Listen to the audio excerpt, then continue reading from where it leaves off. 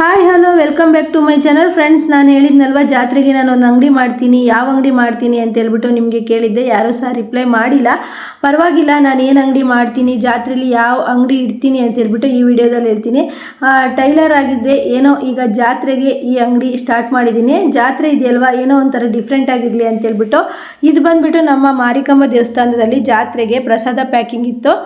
ಭಜನೆ ಟೀಮವ್ರು ಎಲ್ಲರೂ ಸೇರಿಕೊಂಡು ಪ್ರತಿದಿನ ಬಂದುಬಿಟ್ಟು ಪ್ರಸಾದನ ಪ್ಯಾಕ್ ಮಾಡ್ತಾ ಇದ್ದಾರೆ. ಉತ್ತುತ್ತೆ, ದ್ರಾಕ್ಷಿ, ಕಲ್ಸಕ್ಕರೆ, ಇದು ಜಾತ್ರೆಯಲ್ಲಿ ಚೀಟಿ ಮಾಡಿಸ್ತಾರಲ್ವ ಅವರಿಗೆ ಕೊಡೋದಕ್ಕೆ ಪ್ರಸಾದ. ಹಾಗೆ ನೋಡ್ತಾ ಇರ್ಬೋದು, ಫ್ರಿಜ್ ಬಂದಿತ್ತು. ಅಂದರೆ ಇನ್ನು ಬುಧವಾರದಿಂದ ಜಾತ್ರೆ ಸ್ಟಾರ್ಟ್ ಆಗುತ್ತಲ್ಲ, ಹಾಗಾಗಿ 2 ಫ್ರಿಜ್ ಬಂದಿತ್ತು.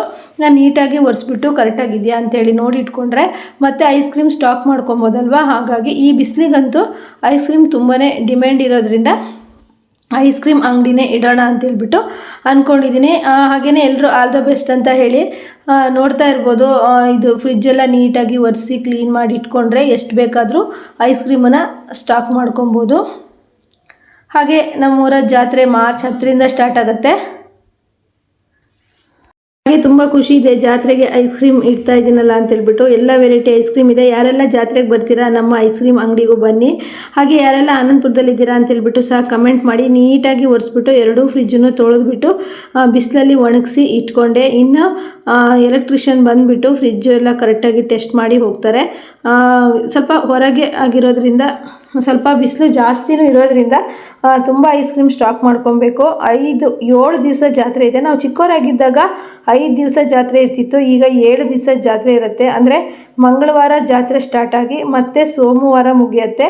ಯಾವ ರೀತಿ ವ್ಯಾಪಾರ ಆಗುತ್ತೆ, ಹಾಗೆ ಹೇಗಿದೆ ಐಸ್ ಕ್ರೀಮ್ ಅಂಗಡಿ ಅಂತ ಹೇಳ್ಬಿಟ್ಟು ನಾನು ಮುಂದಿನ ವಿಡಿಯೋಗಳಲ್ಲಿ ಹೇಳ್ತಾ ಹೋಗ್ತೀನಿ.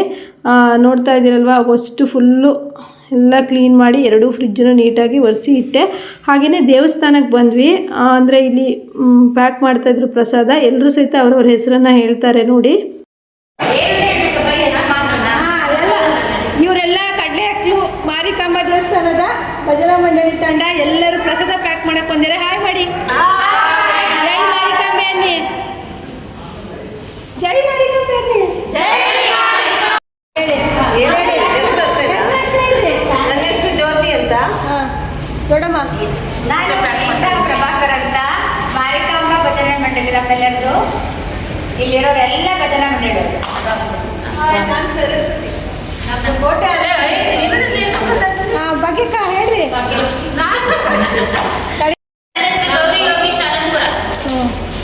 ಮಾತಾಜಿ ಮಾತಾಜಿ ಮಾತಾಜಿ ಹೇಳಿ ಕೇಳಿಸಿಲ್ಲ. ಹೇಳಿ ಹೇಳಿ. ಚಂದ್ರಮತಿ ಅಂತ ಹೇಳಿ ಮಾತಾಡಿ ಅಂತ ಕರೀತಾರೆ. ನನ್ನ ಹೆಸರು ಶಾರದಾ ಅಂತ ಹೇಳಿ.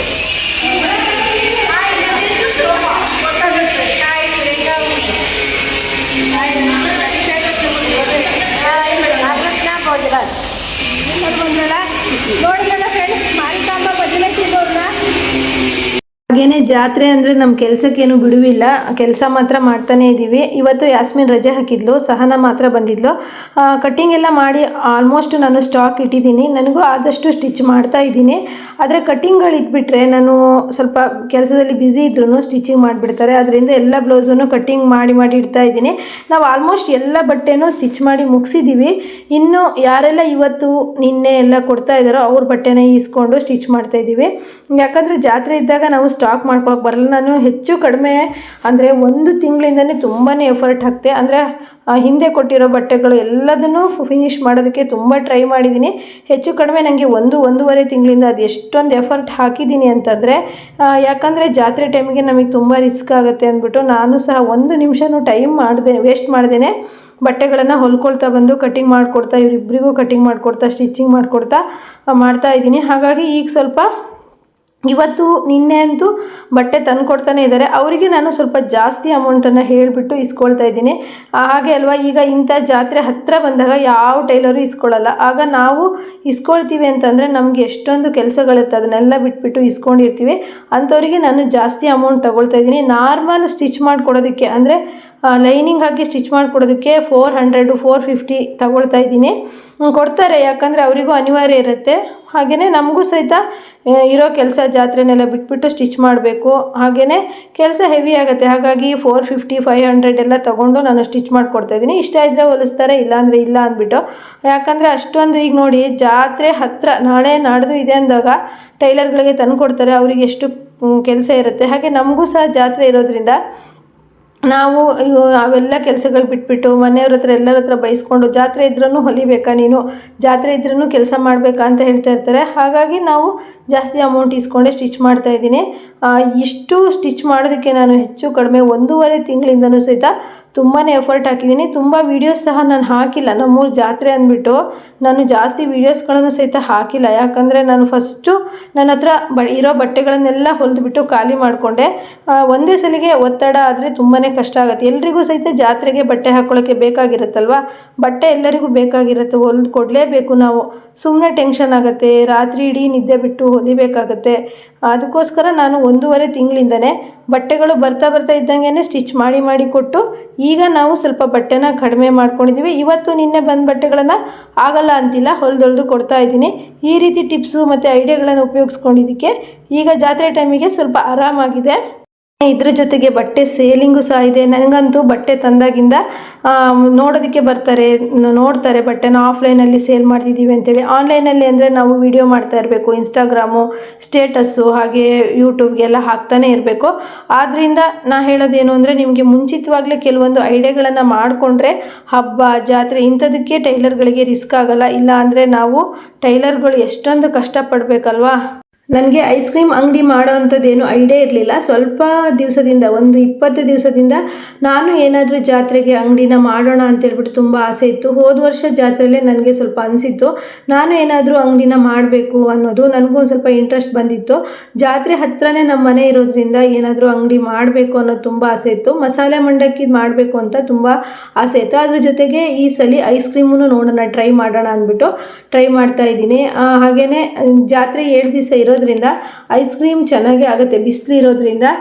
ಹಾಗೆಯೇ ಅದನ್ನು ಒಂದು ಟ್ರೈ ಮಾಡೋಣ ಅಂಥೇಳಿ. ಏನೂ ಇಲ್ಲ, ಐಸ್ ಕ್ರೀಮಲ್ಲಿ ಜಾಸ್ತಿ ರಿಸ್ಕ್ ಏನು ಇರೋದಿಲ್ಲ. ಎಲ್ಲ ವೆರೈಟಿ ಐಸ್ ಕ್ರೀಮ್ ಇರುತ್ತೆ, ಅದನ್ನು ತೆಗೆದು ಕೊಡೋದಷ್ಟೇ. ಜಾತ್ರೆ ಅಂದರೆ ಗೊತ್ತಲ್ಲ ಫ್ರೆಂಡ್ಸ್, ಬಟ್ಟೆ ಸ್ಟಿಚ್ಚಿಂಗು ನನಗಂತೂ ಎಷ್ಟು ಕೆಲಸಗಳು ಅಂದರೆ ನಿಮಗೆ ಹೇಳ್ತೀನಿ ನೋಡಿ. ಬಟ್ಟೆ ಸ್ಟಿಚ್ಚಿಂಗು ಮತ್ತು ಕಟ್ಟಿಂಗು, ಹಾಗೆ ಸ್ಯಾರಿ ನೋಡೋದಕ್ಕೆ ಬಂದರೆ ತೋರಿಸ್ಬೇಕು, ಡ್ರೆಸ್ಸು ನೋಡೋದಕ್ಕೆ ಬಂದರೆ ತೋರಿಸ್ಬೇಕು, ಮತ್ತು ಯೂಟ್ಯೂಬ್ಗೆ ವಿಡಿಯೋ ಹಾಕಬೇಕು. ಹಾಗೆಯೇ ಅಡುಗೆ ಮನೆ ಕೆಲಸ, ನಮ್ಮ ಮನೇಲಂತೂ ಸಾಮಾನ್ಯ ಹಾಗೆಲ್ಲ ಅಡುಗೆ ಮಾಡಿದ್ರೆ ಊಟ ಮಾಡೋದಿಲ್ಲ. ಕರೆಕ್ಟಾಗಿಯೇ ವೆರೈಟಿ ಅಡುಗೆ ಮಾಡಬೇಕು. ಹಾಗೆಯೇ ಕೆಲವೊಂದು ವೀಡಿಯೋಸ್ಗಳಿರುತ್ತೆ. ಇಷ್ಟೆಲ್ಲ ಕೆಲಸದ ಮಧ್ಯೆ ಈಗ ಜಾತ್ರೆಗೆ ಐಸ್ ಕ್ರೀಮ್ ಅಂಗಡಿನೂ ಸಹಿತ ಮಾಡ್ತೀನಿ ಅದನ್ನು ಅಂಥೇಳಿ ನನಗೆ ಆಸೆ ಇದೆ. 7 ದಿನ ಜಾತ್ರೆ ಇದೆ ಅಷ್ಟೇ, ಅಷ್ಟಕ್ಕೆ ಸ್ವಲ್ಪ ಕಷ್ಟಪಟ್ಟರೆ ಚೆನ್ನಾಗಿ ಆಗ್ಬೋದು ಅಂತ ಅಂದ್ಕೊಂಡಿದ್ದೀನಿ. ನೀವೆಲ್ಲ ಏನು ಹೇಳ್ತೀರಾ? ಹಾಗೆಯೇ ನಮ್ಮ ಮಾರಿಕಾಂಬಾ ಭಜನೆ ಟೀಮ್ ಅವರು ಕೊನೆಯದಾಗಿ ಮಾರಿಕಾಂಬೆಗೆ ಒಂದು ಭಕ್ತಿಗೀತೆನ ಹೇಳಿದ್ದಾರೆ. ಎಲ್ಲರೂ ಕೇಳಿ. ಈ ಹಾಡು ಇಷ್ಟ ಆದರೆ ಲೈಕ್ ಮಾಡಿ, ಸಪೋರ್ಟ್ ಮಾಡಿ. ನೆಕ್ಸ್ಟ್ ವಿಡಿಯೋದೊಂದಿಗೆ ಮತ್ತೆ ಬರ್ತೀನಿ. ಮಾರಿಕಾಂಬೆದು